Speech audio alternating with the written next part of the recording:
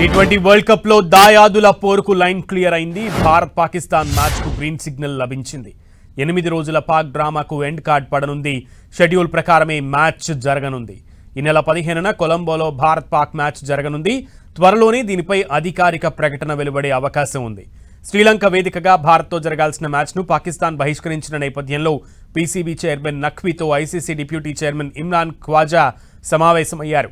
ఈ నెల 15న జరగనున్న మ్యాచ్పై సస్పెన్స్ నెలకొనడంతో సందిగ్ధతకు తెరదించేందుకు ఐసీసీ రంగంలోకి దిగింది. పాకిస్తాన్లోని లాహోర్లో పాక్ క్రికెట్ బోర్డు చైర్మన్ నఖ్వీతో సమావేశమైంది. మ్యాచ్ ఆడకపోతే ఎదుర్కోవాల్సిన పరిణామాలను పాక్కు ఐసీసీ వివరించింది. అయితే తుది నిర్ణయం దీనిపై తీసుకునేందుకు తమకు మరింత టైం ఇవ్వాలని నఖ్వీ కోరినట్లు తెలుస్తోంది. అయితే భారత్తో మ్యాచ్పై పాక్కు ఐసీసీ 24 గంటల డెడ్ లైన్ విధించింది. బంగ్లాదేశ్ను వరల్డ్ కప్ నుంచి ఐసీసీ తప్పించడంతో బంగ్లాకు మద్దతుగా పాక్ భారత్తో మ్యాచ్ను బహిష్కరించింది. ఈ నేపథ్యంలో పాక్ను దారికి తెచ్చే ప్రయత్నంలో భాగంగా ఐసీసీ పీసీబీ మధ్య సమావేశం జరిగింది. ఈ క్రమంలో ఈ వివాదం మరో మలుపు తిరిగింది. బంగ్లాదేశ్ క్రికెట్ బోర్డు చైర్మన్ అమిన్ ఉల్ ఇస్లాం కూడా ఐసీసీ మీటింగ్లో పాల్గొన్నారు.